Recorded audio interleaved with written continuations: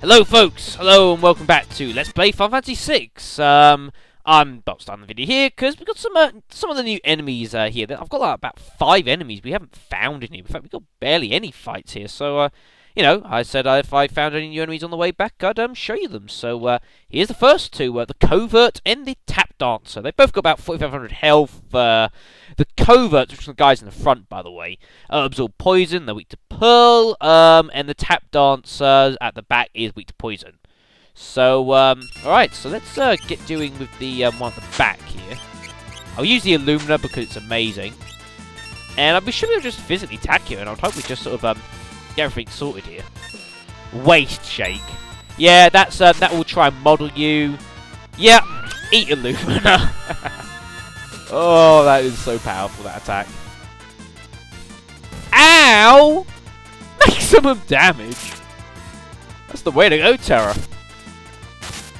And this should all be sorted now. Yeah, I was about to say there is a Tap Dancer down the back, Sabbath. Huzzah! So yeah, not so bad, those guys. Got a bit of experience from them, actually. Sabin gained level and learn Q of 3. Right, so I have to change off startlet. So I'll talk to you about that. I'll tell you what I've changed in a moment. Or actually, that's a lie. Because I've just realised I'm at this point. There's something I wanted to actually check myself on the way back. So why the hell not? I'll quickly show you it. Let's see. So you've done starlets. So we'll give you.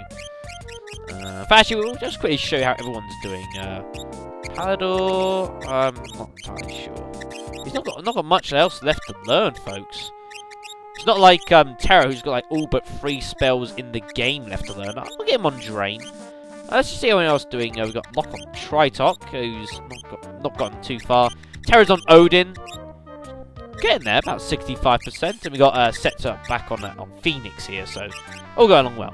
But there's something I wanted to actually check myself, so I'll put this on screen. Why not? If you remember when we fell down here, fell down, we sort of like, there were chests down there. What the heck were those chests about? Let's find out. So there's 2 chests down here, so what are these? Awfully curious. Yeah, put this on a separate slot, just in case. Oh, there's an ether here. Oh, and there's a red jacket for Edgar or Sabin, except we've sort of already got them. Ah, and the switch, so that lowers that. Ah, and that comes back up here. Ah, there you go, folks. So, you do actually want to get knocked off by them to get those chests and be able to come back round. I didn't realise that one, I'll admit. Yeah, I'll show you the Carcasses fight again. Why the hell not? Something I noticed as well when I was fighting the Carcass, I'll show you here. And you gotta remember, Locke's weapon has like, can instantly kill. Because he's an undead, don't know why I exactly show you it. It'll sort of like, it'll never work and it'll always give him full health. Figaro T sucks. It's basically an imp attack. That's kind of annoying. And I don't think, no. Have to use a green cherry here on Setzer after the fight, because the fight's long over. But yeah, so there you go, folks. I'm glad I went and showed you that. Yeah, you do want to fall down there and get those 2 things. Get the red jackets. So that means there's 2 red jackets now. I'm not going to have any use for, because Edgar's going to be using the Genji armor, not the red jacket. Much I do like the fact it negates fire damage. You know, the Genji armor, yeah. Well, I suppose I could keep hold of a second red jacket, just in case, although I've got no use for free. Well, no, I don't have any use for free, really. Right, so we're here. So, let's see what happens if we go up here.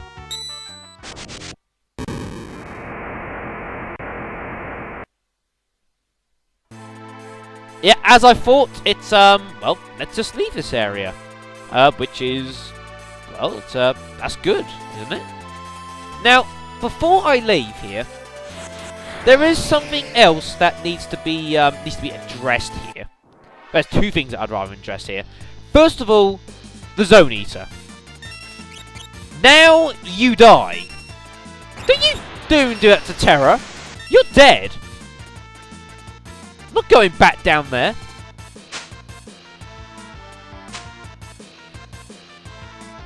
Don't you freeze lock either. You're just begging to be annihilated now. Oh, I'd tell you, Lock as well. He is so fast. You see how fast his ATB gauge went up there?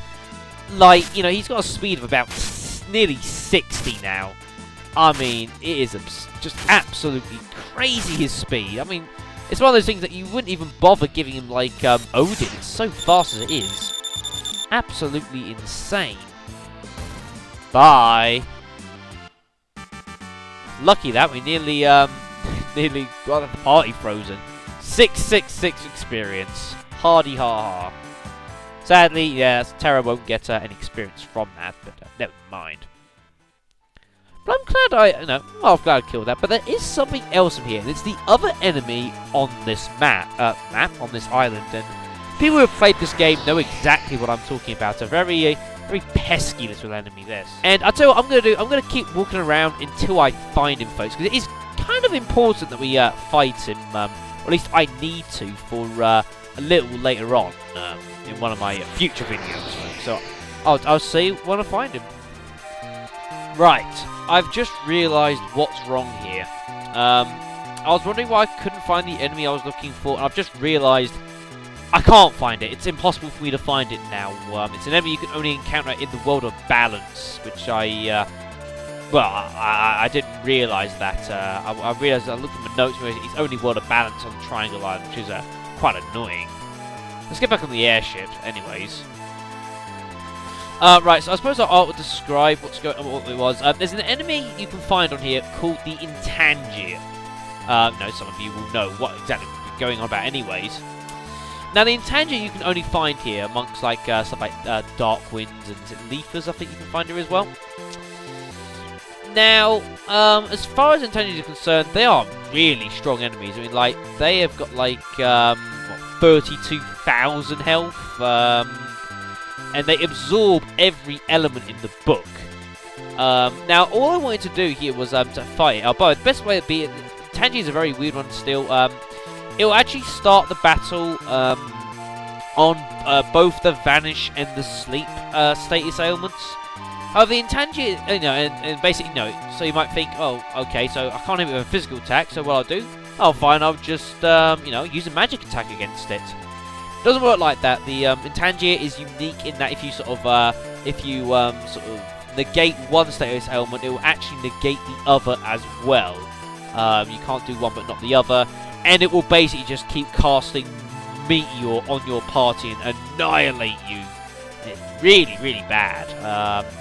But I wanted to find that for a later video to do with Gore and some of his his rages. I'm going to be doing like a video sort of techniques you can use with Gore, and other bits and bobs, sort of miscellaneous stuff. I was going to use that, but I can't. But I'll still talk about it whenever I get the chance. So I suppose I might as well take the chance now to talk about Gogo then instead, if I can't talk about that. So let's head underneath here. I don't know where Gogo actually is. I'll actually look for Gogo himself. Out of the way, Edgar. I'm not too sure. I would think he'd probably be underground, but yeah, because it sets us in our party, so he won't be there. Oh, there's Gogo right there next to Umaro. Could say something. Let's just I'm gonna be fiddling around with parties slightly anyways. Let's just put back original team, Sabin, and Gogo right here. Now, Gogo is very unique. It's how he works.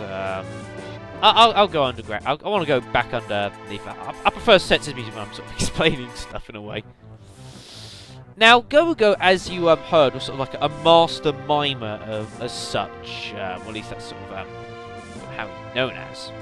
And that is reflected in his abilities here. Let's actually have a look at his. He can't change. Can we change his equipment? Oh, he can change his equipment. He starts off with nothing much. Honestly, that's pretty poor equipment actually. That's not great. But at least we can equip him with stuff as opposed to, say, Maro. That's the one. So that's what I'll do. I'll just quickly give him some equipment for the moment. I do want to demonstrate some stuff. Tower Robe's probably one of Gogo's best pieces of equipment he can wear, just so you know. He can't wear a huge amount of great equipment, sadly, but it's kind of worth it in a way. We can give him relics, though can't be asked to. Now, Gogo is a very bizarre character. You see here he has this Mimic command, but you will also notice there's a cursor here.